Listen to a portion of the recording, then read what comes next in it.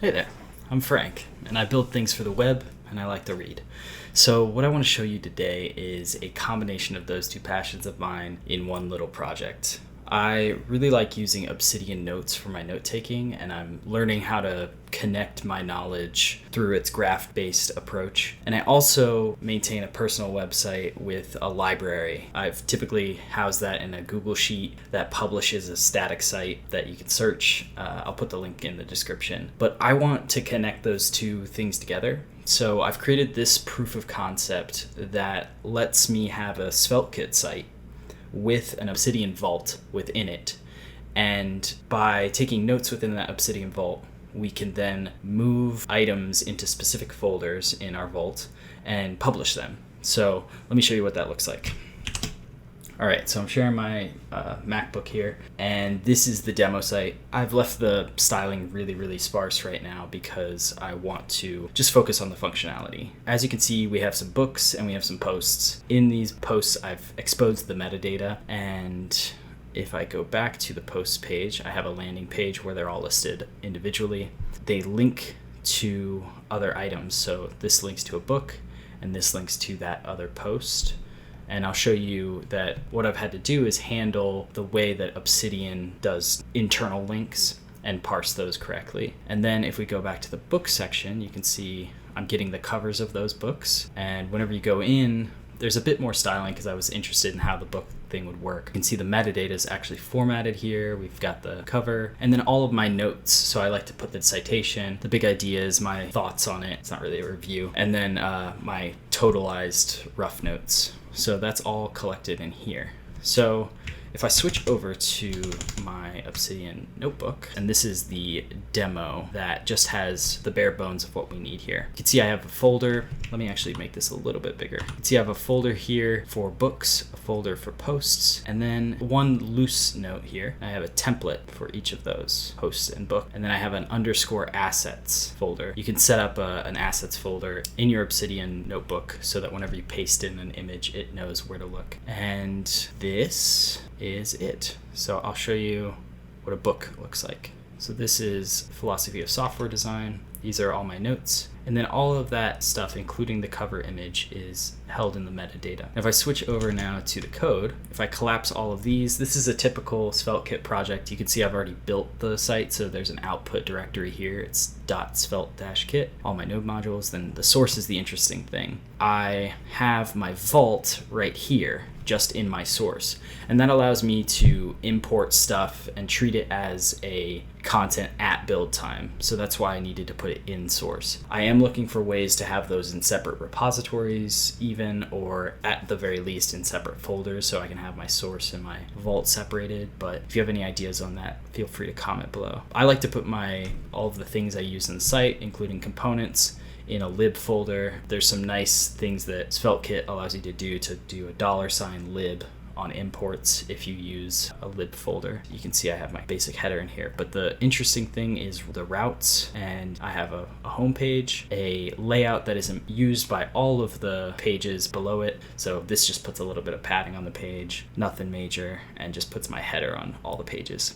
.ts file here, you can actually make any page have an endpoint that is kind of like a serverless function right next to your page, your root file. So there are two ways to do loading on the server side in Svelte. One, I could have another script tag above this, or anywhere in this file that says context equals module in it, and that would just run once. And in SvelteKit's case, it would run on the server when the page is first loaded. But by breaking this out into its own file, it allows you to do some things like this. Allows me to do any HTTP method. So I could make a post function in this file, and then whenever I hit the home page with a post request, I could have it do something different. Rather than feed me a web page, I could could have it feed me like the API data for books and posts. So that allows you to do some pretty clever things right in the same code base as your like front end website. What I'm doing is I'm collecting up all of those books and posts and building links to them so that I can display them on the homepage. And whatever you pass from this get function in the body will be fed into the component. So in this component, I have that export let, which allows it to consume those things that are returned by the page endpoint. And then I can go on and use them, and I know the structure of them, so I can build those links accordingly. And then within the books page, there's a bit more styling going on in here, but above, let me just get rid of this. Oh, so actually this is a good example. I am also doing some of that script context module. I also have a page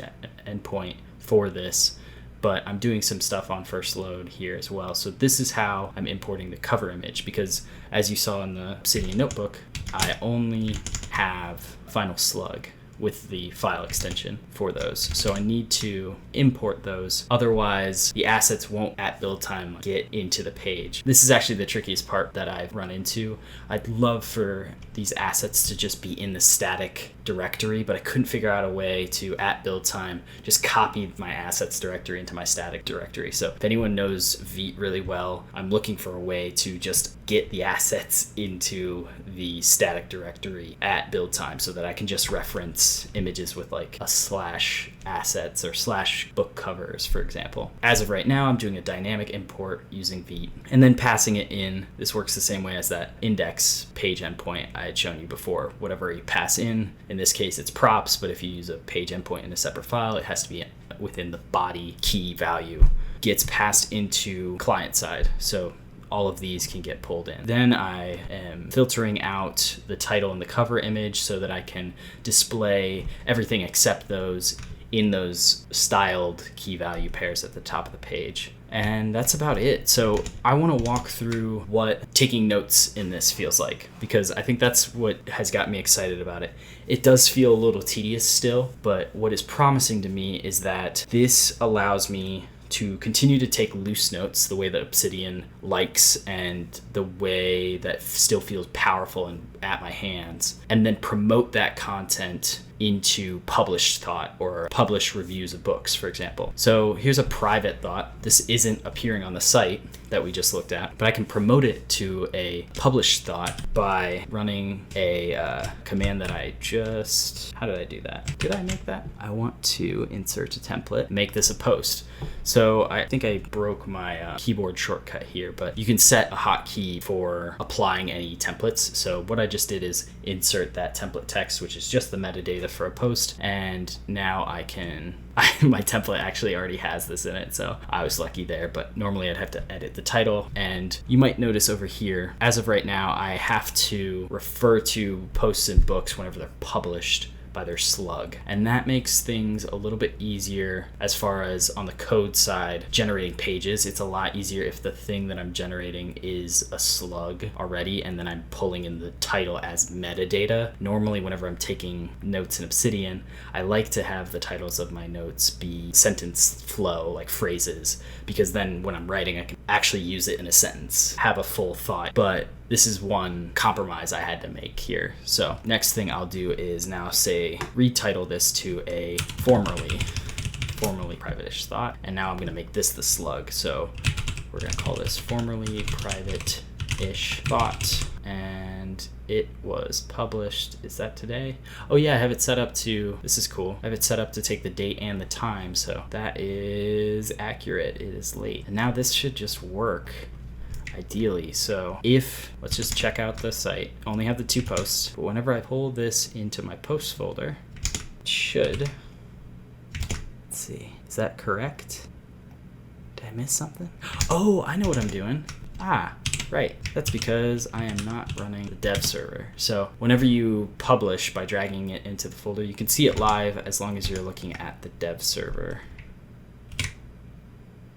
There we go. So a formerly private-ish thought, and now this has its own page at an appropriate URL. That was pretty smooth, right? So I can take a note, have it living privately in my GitHub repo, in my notes vault. And then whenever that is ready, I can just drag it into my posts and say, this is ready to show the world. And any links, I don't believe I've actually implemented this, but I could make it so that any links that are attached to things that aren't yet published are just ignored, because I have code that is recognizing those links and choosing what to do with them, those Obsidian flavored links. So I could just choose to ignore anything that isn't in those folders. But as of right now, I am correctly parsing this book link, which is in the Obsidian flavor, and it's got an alias, so I even managed to handle aliases. So let's just look at that. What book is that? Oh, this is the post on the Large Hadron Collider. So this book, as you can see, is actually linking to the correct destination. The last thing I want to do is just show what it would look like to make a book. So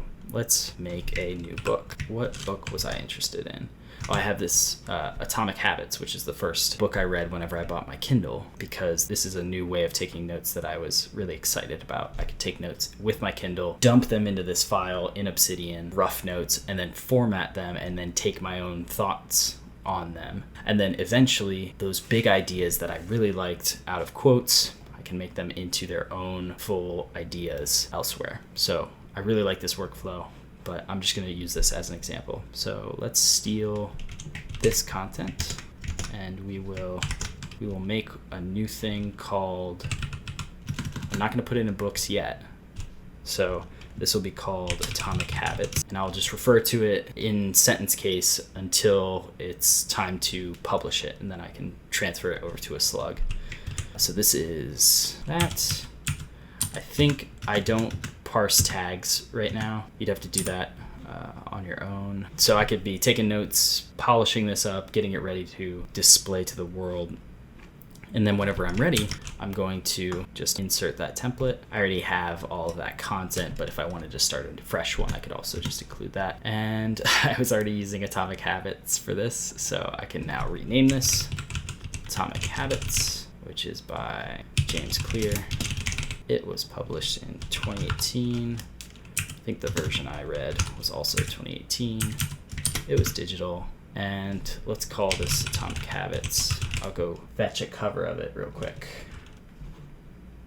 Let's drop this in there. So this is a .jpeg, and this is .jpeg. So we should be all good. All that remains, just to show, let's collapse this all. Return to the site. We only got 3 books in here. Now if I publish this by dragging and dropping, oh, broke it. I think what I might be doing is not handling these links correctly. So I'm not ignoring those. It's looking them up and then saying, where is this idea that you're telling me about?